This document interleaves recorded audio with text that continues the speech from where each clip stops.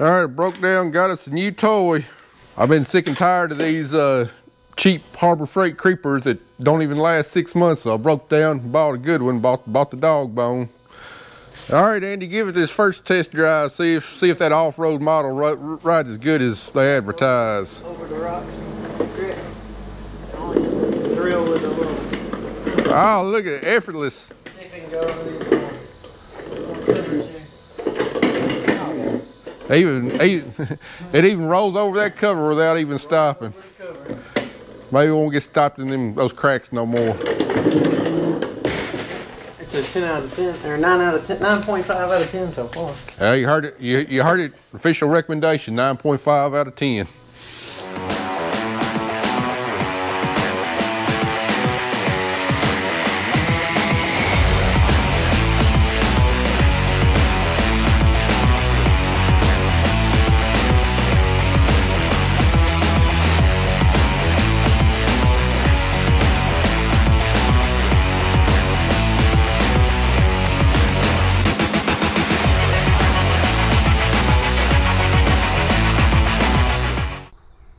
I can't tell if those are really light sprinkles or we just got a bird up in there pissing. Regardless, we are in desperate need of some rain. Oh, it is rain. See a few spots on the tires there.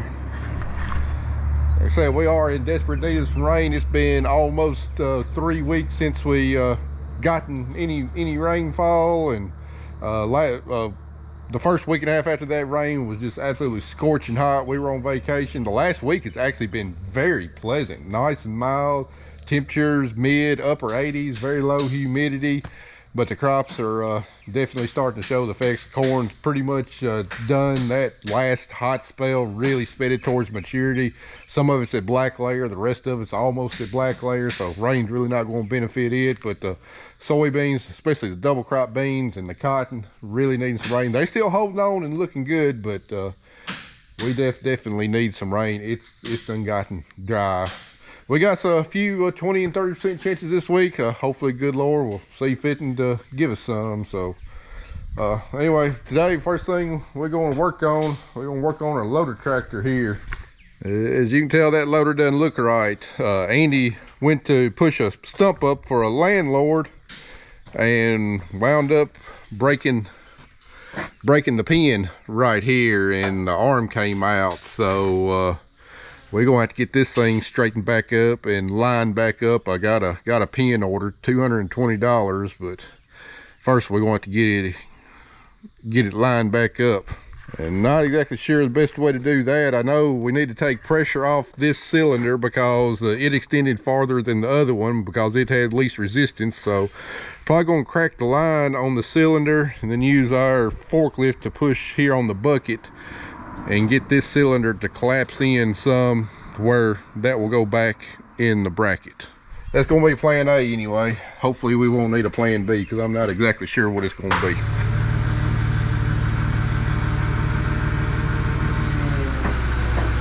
All right, let's go real easy here.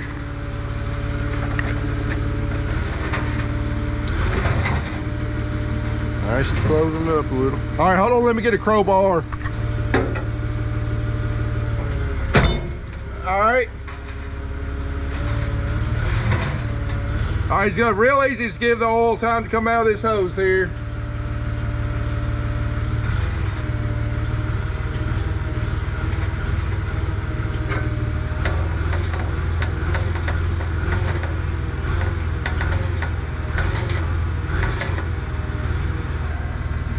All right, that's in probably far enough. Now he's got to figure out how to get it raised up and the hole lined up. All right, it's not perfectly lined up, but it's enough to get a temporary pin through.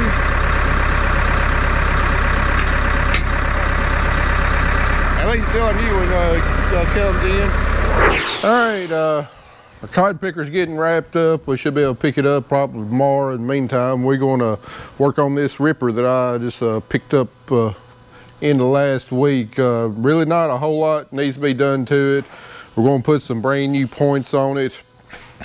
I was debating on going with points without wings on there, because the one I run last year, Jordan's, his didn't have wings, and it didn't disturb the ground as much. And he said that the wings kind of disturb more of the top of the soil, and I don't want that. But looking for, he's got a unreversed ripper, whereas this is a Case IH, and I believe Case IH, the only style they sell is ones that got the wings on there. They're not real big radical wings, but also what we're going to do, this is set on 30-inch rows. That's what Eric had it set on. And the one I run last year is on 30-inch rows, and we did it, and we ran it diagonally to the rows, and it made for a pretty rough field. Did a great job of busting the soil up and everything, but it made it pretty rough.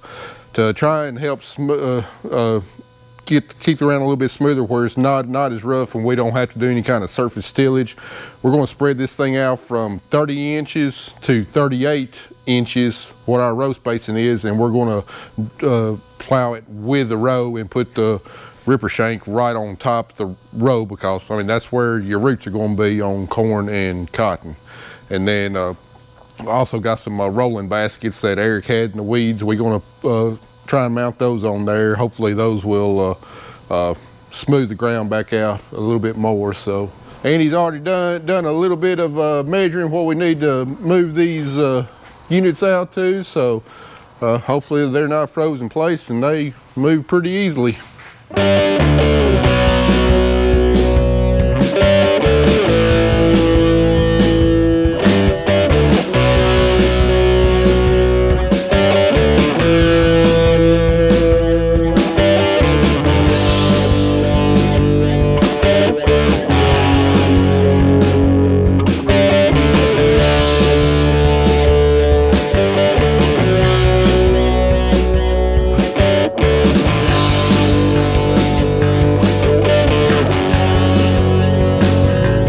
Yesterday afternoon we got the rest of this thing spaced out, got it set on nice 38-inch spacing, got the coulters in front moved, got the wheels moved and everything, so that part is set up. Now we are working on these things right here. These are rolling basket attachments that are going to mount on the back of the shank here to press down behind where it goes, to try and smooth up the kind of the trench that it makes, break up any clods and anything, and hopefully give us quite a bit smoother seed bed than what we had last year. And anyway, we got the first basket off, and first bearing housing was real loose over there.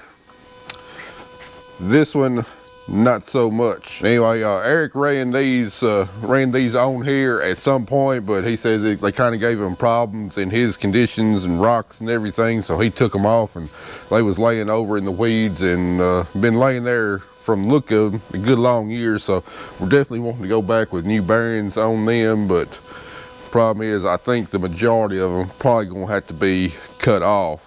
And then not only that, I was doing some measuring on them, and anyway, the plate on them is 5.5 inches wide, and then over here on the shank where they mount, it's only 3.5 inches wide. So called Eric. What he did, he said probably get some round bushings an inch wide, put them on each side. So I think what I'm going to do is go ahead and get all these rolling baskets off, find out what housings got to come, or what housings come off, which ones have to be cut off, and then list the bearings and stuff, and then make one trip in town, hopefully get everything I need to mount these things back up. All right, I think we about got all the parts we need. I'm gonna have to make my own bushings, so got some 3/4 inch black steel pipe there. We're gonna be waiting on some parts, bearings and bearing housings. They won't be in until Friday, so we're gonna do what we can on this project today. We can get everything mounted up, but as far as getting the rolling baskets fixed and everything done, not gonna be able to get that done today. So we're gonna get started getting some of this stuff made and things mounted up.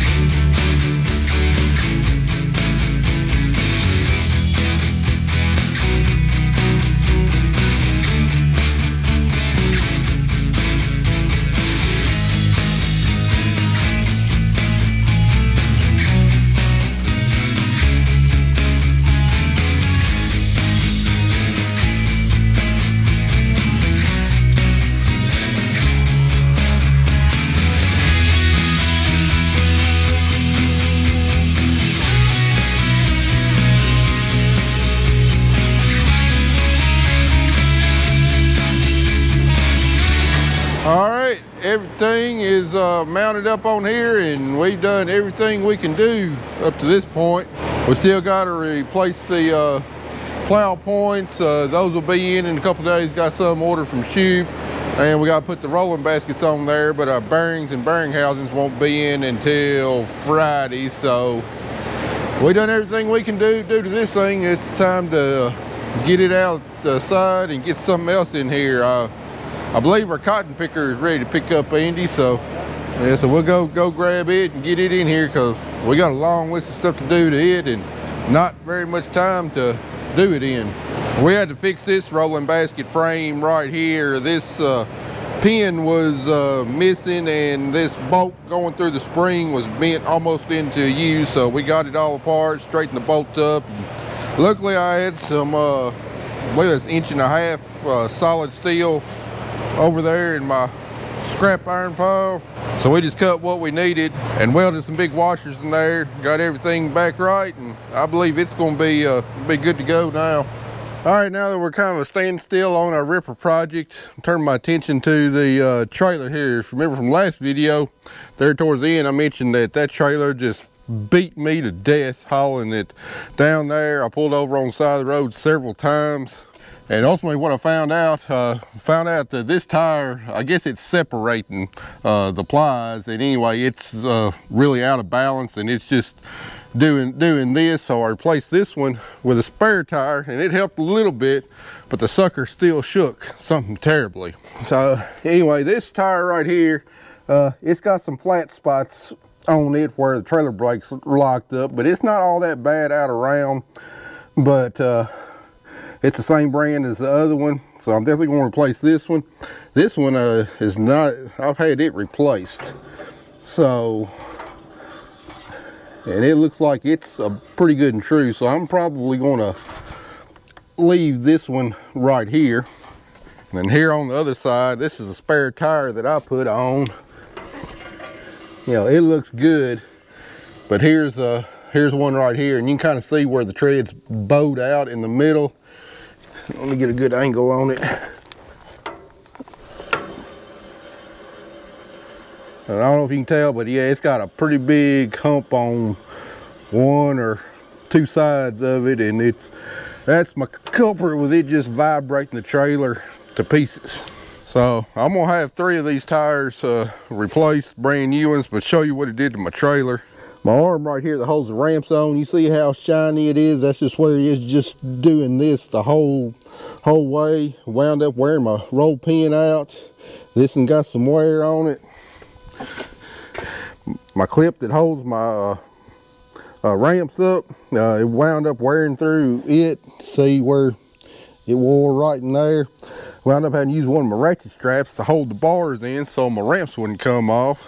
Yeah, that was one of the worst trips I've ever taken with a trailer, and I'm pretty sure that's what caused Kelly's problems whenever she went up to South Dakota to get that bend sweep. Just all that vibrating on the hitch of the truck wore the clip out on that. So it wasn't near as bad once I put a load on it coming home, but we definitely got to replace those tires. So that's what I'm gonna finish out this video with.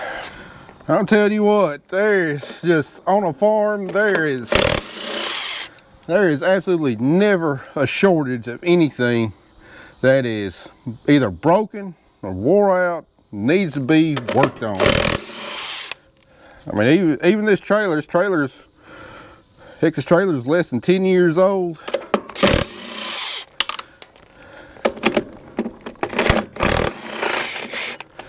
Actually, I got it, I don't know, 2015 or so maybe, and actually I didn't pay anything for it.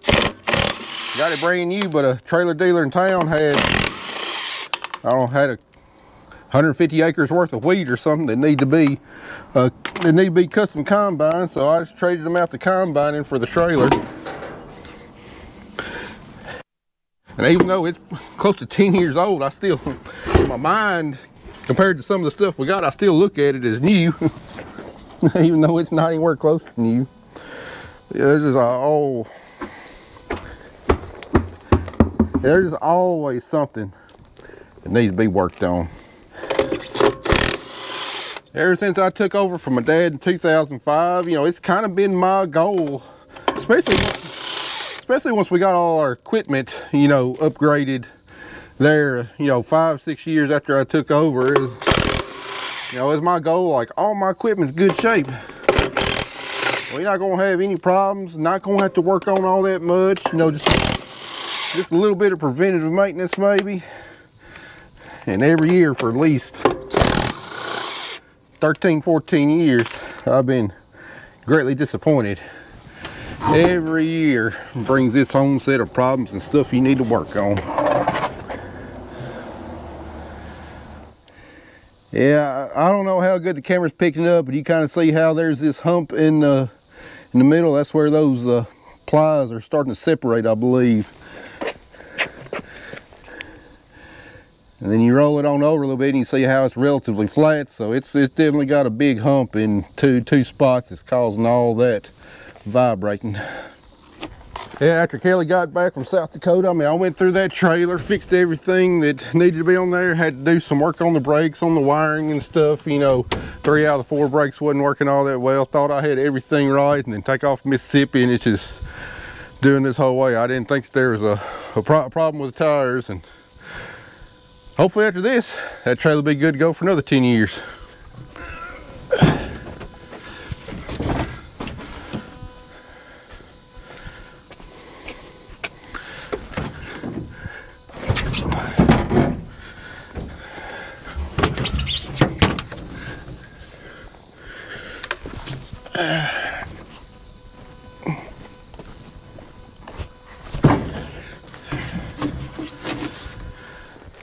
Hey, give me a new roll pin back in here.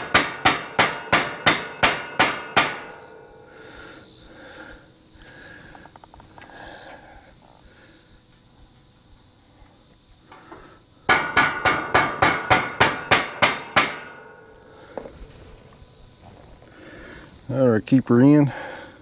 Heck, even looking at it, vibrated so much, broke my welds loose on my ramps. This side too. I got lucky they just didn't fall off going down the interstate. I know one time I was going down the road and looked in my mirror, and this rod done worked it all the way out past the tires, and these ramps were just holding on by a thread. Got some new clips here.